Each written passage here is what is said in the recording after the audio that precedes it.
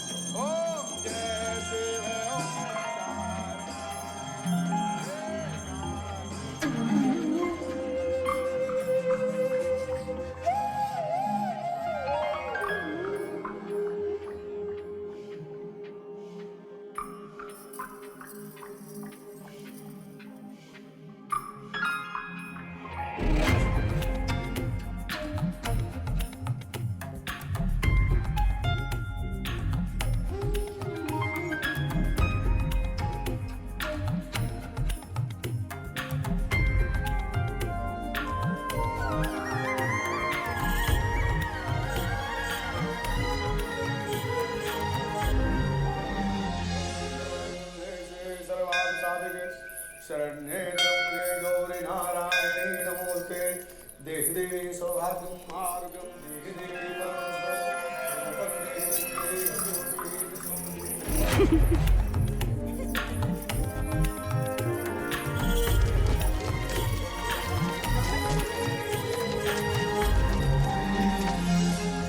क्या है?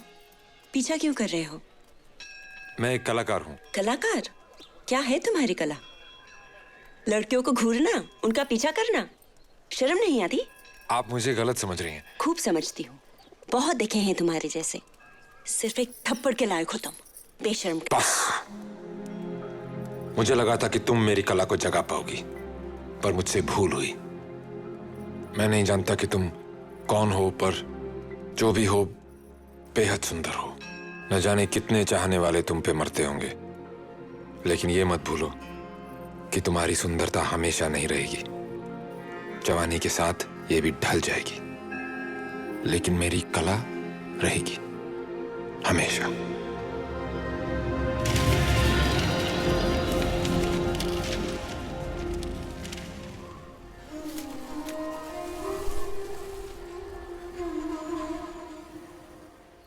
बक्कू भाई, छोटी भी तो अब बड़ी होने लगी है।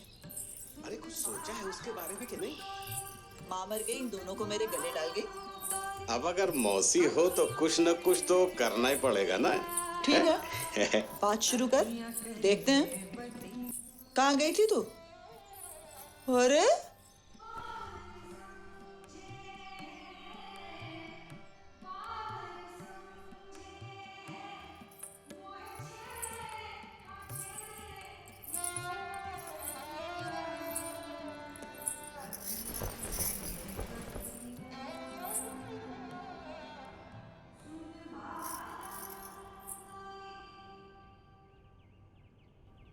तुम जानते थे मैं आऊंगी?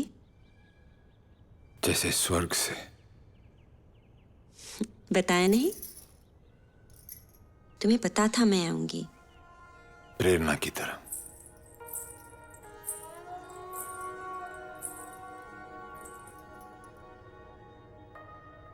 हम सरस्वती से शुरू करेंगे। ज्ञान और कला की देवी।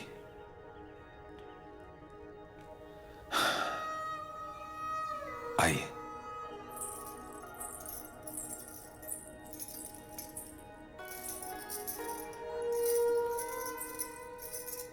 अब मान लो कि तुम एक देवी हो। मुझे क्या पता देवी कैसी होती है। बिल्कुल, ये महसूस कराना मेरा काम है।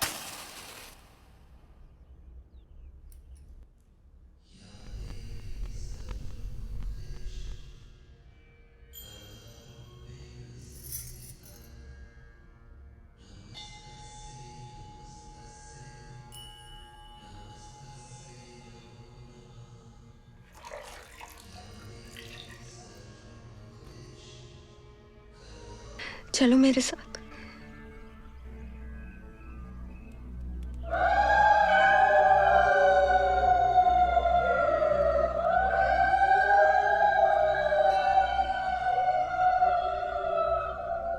हमें कभी मंदिर में अंदर नहीं जाने दिया, सदियों से कभी नहीं।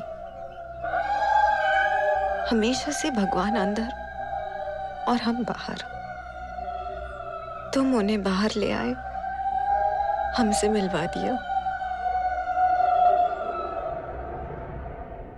इस आदमी ने कबूल किया है कि इसने कला और धर्म को व्यापार बना दिया है।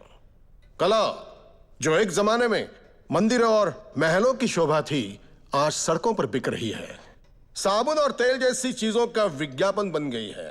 वेश्याघरों की दीवारें सजा रही है। योर ऑनर, इस आदमी की कला एक ऐसी गंदी संस्कृति को बढ़ावा दे रही है जिस संस्कृति का भगवान सिर्फ पैसा है। लेकिन हमें इनमें कोई अश्लीलता तो नजर नहीं आती।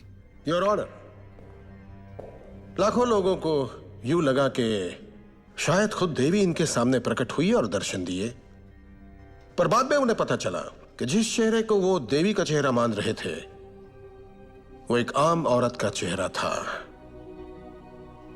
और वो आम औरत भी एक वेश्या थी। पर यह व्यक्ति यहीं पर नहीं रुका। जिस चेहरे को लोग देवी मान रहे थे, उसी चेहरे को लेकर इस आदमी ने ये अश्लील तस्वीरें बना डाली।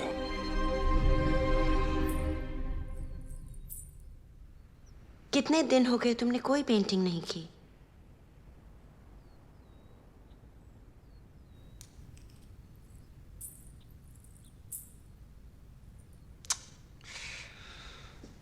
क्या बात है?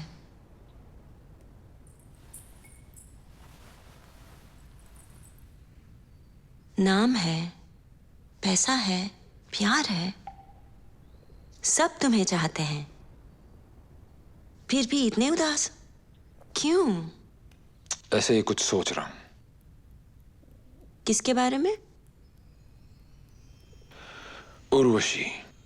उर्वशी? वो कौन है? एक स्वर्ग की अप्सरा, बिल्कुल तुम्हारी तरह। उर्वशी वही ना जो एक मानव से प्रेम करती थी? पुरुरवा से प्यार करने लगी थी। पुरुरवा? वो एक वीर राजा था, लेकिन था तो पृथ्वी का मानव ही। देवताओं ने यह संबंध स्वीकार किया, लेकिन एक शर्त पे। क्या शर्त? कि वो कभी भी एक दूसरे को अपने असली रूप में नहीं देख सकेंगे, निर्वस्त्र। और अगर ऐसा हुआ तो उर्वशी को हमेशा के लिए देवलोक लौट जाना पड़ेगा। और फिर वो सिर्फ रात को ही मिलते और वो सुबह होते ही चली जाती। फिर? पुरुरवा था तो मानव ही। उसके लिए यह अधूरा सच काफी नहीं था, लेकिन उनका प्यार इतना गहरा था कि देवताओं को भी जलन होने लगी थी। फिर एक रात जब वो अपनी साड़ी समेटकर जाने के लिए तैयार हुई तो पुरुरवा जागा हुआ था। उसने लपक के उसका आंचल थाम लिया। तभी देवताओं ने एक षड्यंत्र रचा और अचानक एक बिजली चमकी। उर्वशी की साड़ी उसके कंधे से सरकी और उस रोशनी में उन्होंने एक दूसरे को देख लिया, निर्वस्त्र। और फिर? उर्वशी को हमेशा हमेशा के लिए देवलोक जाना पड़ा। कितनी सुंदर कहानी है। ऐसे कितने चित्र हैं जो कभी कभी बनाए नहीं जाएंगे। क्यों? ये नग्न सत्य है। कौन इसके लिए मॉडल करेगा? डरते हैं हम अपने सच को पहचानने से, असल में आजाद होने से। हमारी कल्पना भी हमारे डर के दायरे में बंद है।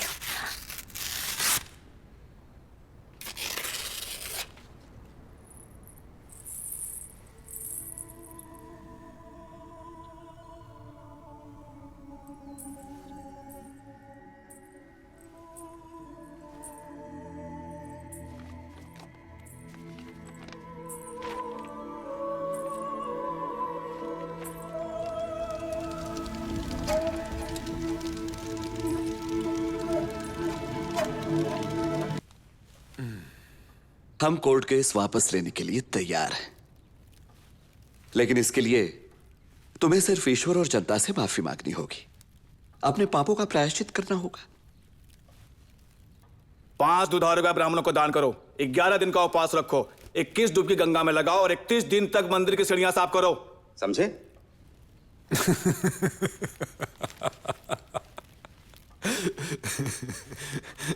आपकी सलाह के लिए बहुत बहुत धन्यवाद, लेकिन अगर मेरे भविष्य का फैसला कोर्ट ही करे तो बेहतर है।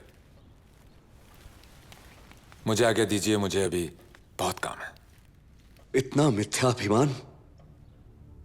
ये अंग्रेजी कोर्ट भले ही तुम्हें छोड़ दे, ईश्वर तुम्हें दंड देगा, और वो तो बाद में, पहले जनता सजा देगी। मैं इंतजार करूंगा। सामान बांधो रवि वर्मा, बंबई में अब तुम्हारे दिन पूरे। जी, जैसा आप कहें। और तुम आइंदा कभी अपने इस मूर्ख कलाकार भाई के लिए मेरे पास गिड़गिड़ाते हुए मत आना। चलो कुछ उधर।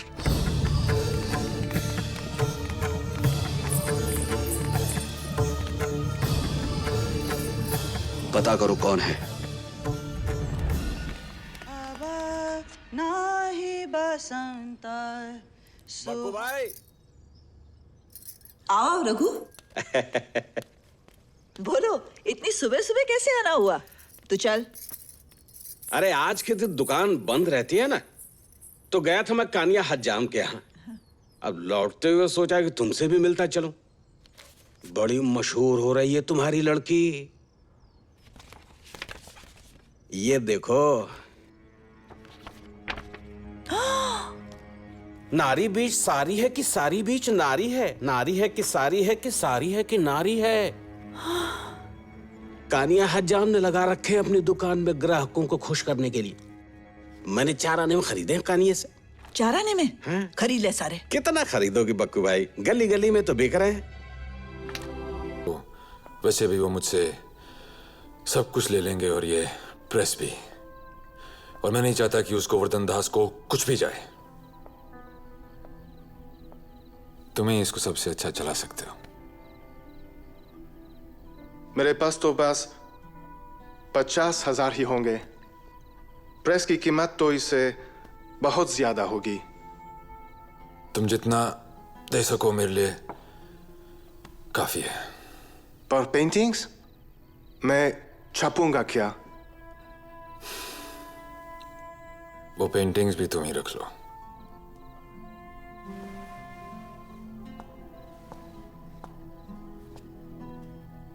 राजा, तुम ये क्यों कर रहे हो? क्योंकि तुम्हें ताजे प्रिंट्स की खुशबू पसंद है फ्रिट्स। सियाकुत,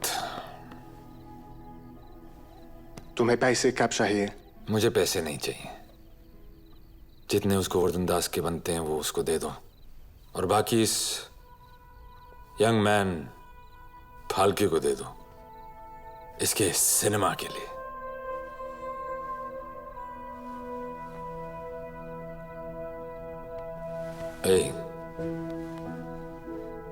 सोच समझ के इस्तेमाल करना। हाँ, चीयर्स एक नई दुनिया के लिए और सिनेमा। तुमने हमेशा मेरा साथ दिया है, और मैंने तुम्हारे लिए कुछ नहीं किया। ये एक छोटा सा तोहफा तुम्हारे लिए।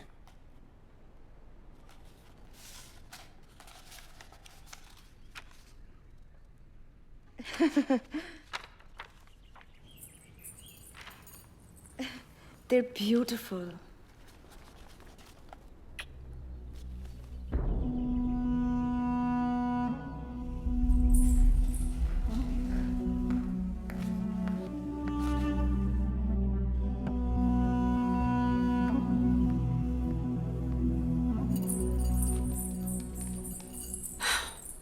तो अब ये है तुम्हारी नई प्रेरणा?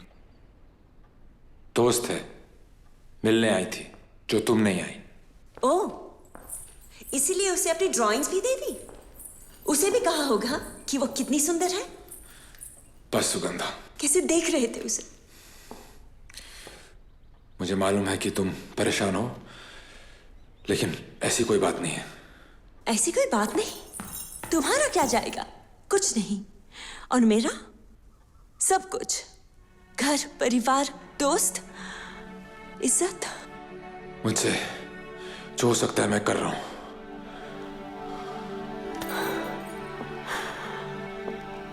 मुझे कोर्ट में बुलाया है गवाही देने। अगर गई तो सबके सामने बेइज्जत करेंगे, और ना गई तो गुनाह में साझेदार बना देंगे। और ये भी कोई बात नहीं। मैंने तुम्हें कभी मजबूर नहीं किया। तुमने जो किया अपनी मर्जी से किया। अब मुझे दोष मत दो। वाह रे कलाकार, एक जोक की तरह तुम दूसरों की जिंदगी चूसते हो, इस्तेमाल करके फेंक देते हो, और तुम्हारा कोई दोष नहीं। बस सुगंधा। तुम्हारी कला किसी की जान ले सकती है, लेकिन तुम्हें कोई फर्क नहीं पड़ता। कभी ये नहीं सोचा कि मेरा क्या होगा? मेरी कल्पना के बाहर तुम हो ही नहीं।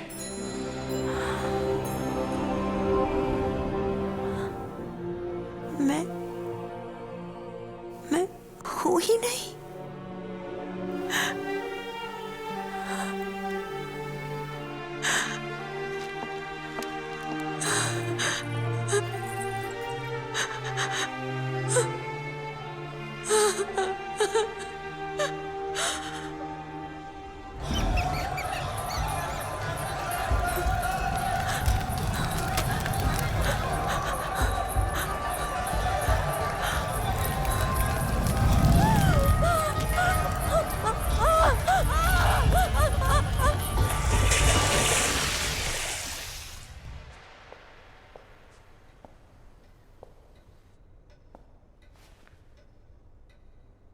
सुगंधा बाई,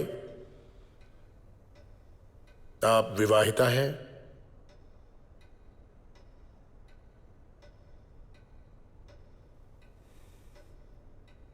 आप विधवा हैं?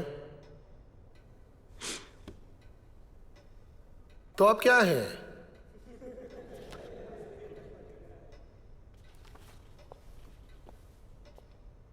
क्या ये आप हैं?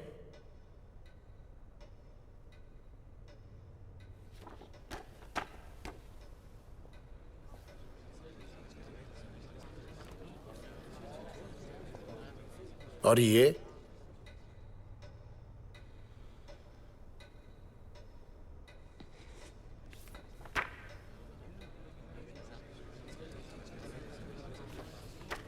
भी? हाँ।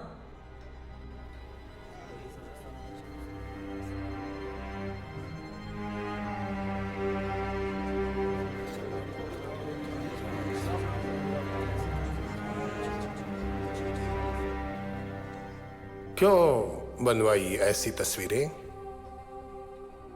क्या इस कलाकार ने आपको मजबूर किया, या पैसों का लालच दिया, या बहलाया फुसलाया? क्या हुआ? क्या कारण क्या था सुगंधा बाई? जवाब दो सुगंधा बाई। ये कोर्ट है और आपने यहां सच बोलने की कसम खाई है। कोई भी औरत अपनी मर्जी से खुद की बेइज्जती क्यों करवाएगी? क्यों किया ये? जवाब दो। क्योंकि मैं मानती हूं कि ये एक सच्चा कलाकार है।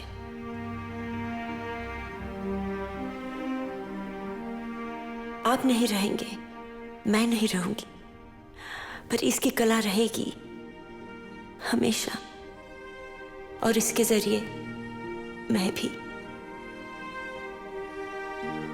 कला के बारे में आप हमें मत समझाइए। हम जानते हैं आप जैसी औरतों की कला।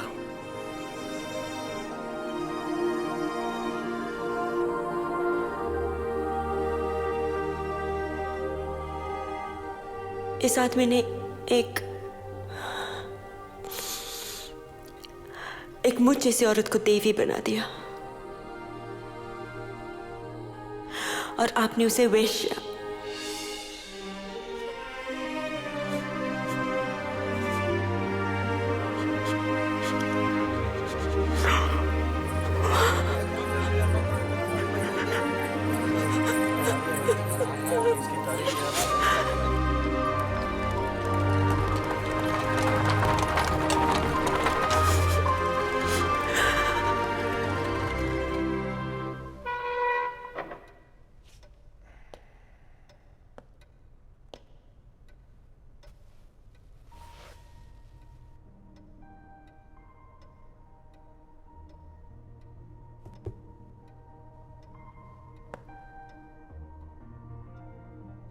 मैं दोषी हूं योर ऑनर।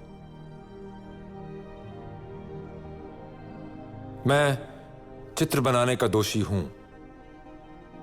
मैं देवी देवताओं के चित्र बनाने का भी दोषी हूं योर ऑनर। और एक साधारण स्त्री को, इस स्त्री को अपनी प्रेरणा बनाने का दोषी भी हूं,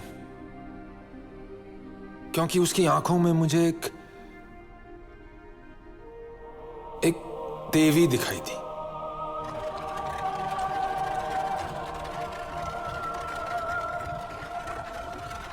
और क्या मैं पूछ सकता हूं योर ऑनर कि ये कौन लोग हैं जो मुझे बताते हैं कि क्या सही है और क्या गलत? कौन हैं ये लोग जो मेरी कला के ऊपर निर्णय लेने के लिए बैठे? मेरे जीवन पे? क्योंकि मेरी कला ही मेरा जीवन है।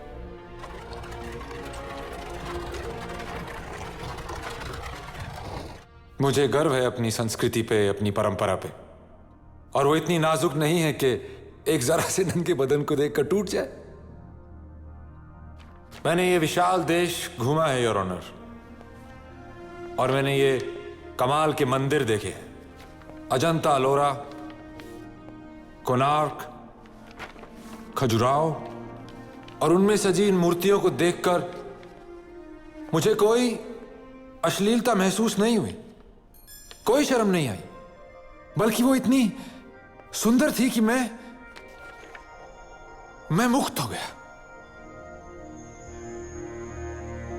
ये कामसूत्र का देश है जो हमें अपने शरीर का, अपनी आत्मा का, अपनी कामना का, अपनी मानवता का उत्सव बनाना सिखाता है। और मैं तो सिर्फ एक मानव हूं।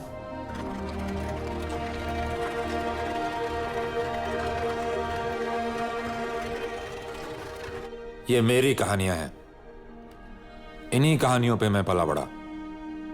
ये रामायण और महाभारत की कहानियां हैं, दुनिया की सर्वश्रेष्ठ कहानियों में से हैं।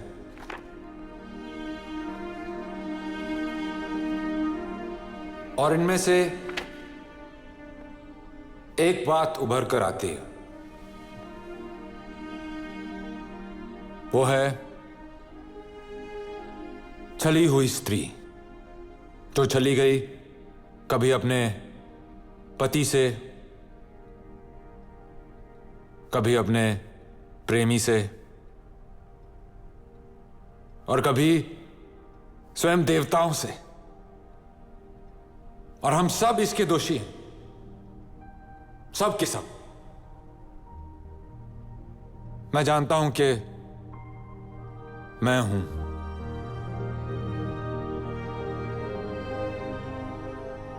बहुत बड़ा दोषी।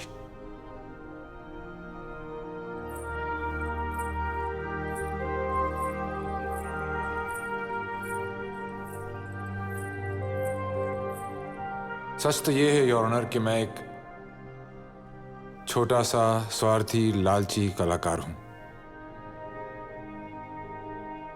जो दुनिया का दिल जीतना चाहता है, जो ज्यादा से ज्यादा लोगों तक पहुंचकर उनको छूना चाहता है, जो हमेशा इस डर में जीता है कि कहीं जो भी मुझ में है वो पूरा उभर के नहीं आया तो,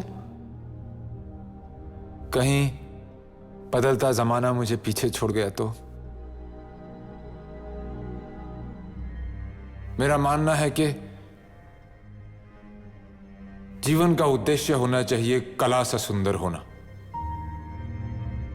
और अगर आप कला को बांधोगे तो वो सब नष्ट हो जाएगा जो जीवन में सुंदर है या जिसका कोई अर्थ है। बंध के रह जाएंगे हम सब। और अगर ये मानना एक गुनाह है,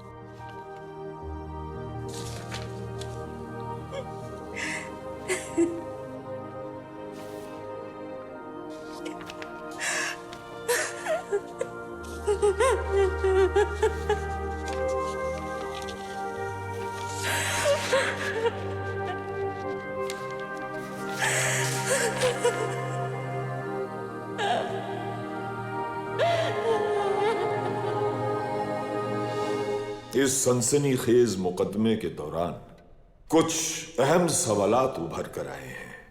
क्या ख्यालात पर पाबंदियां लगाई जा सकती हैं? क्या कला को कायद किया जा सकता है?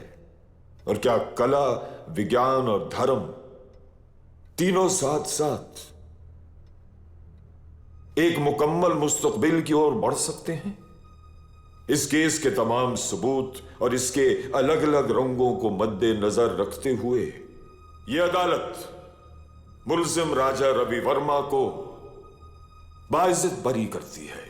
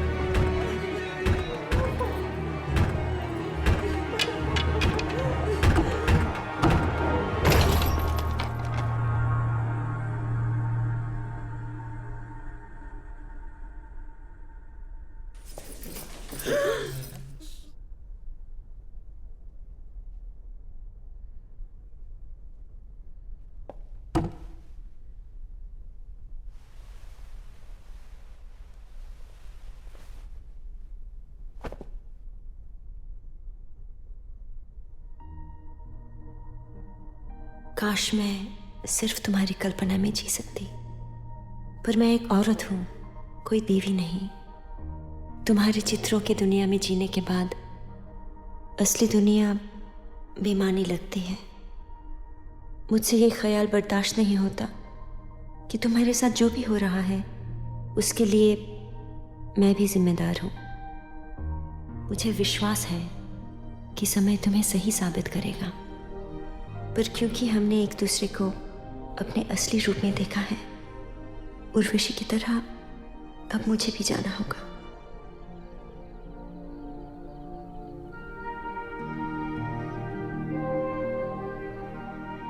जब भी तुम्हें मेरी याद आए, अपनी आंखें मूंद लेना, मैं आ जाऊंगी।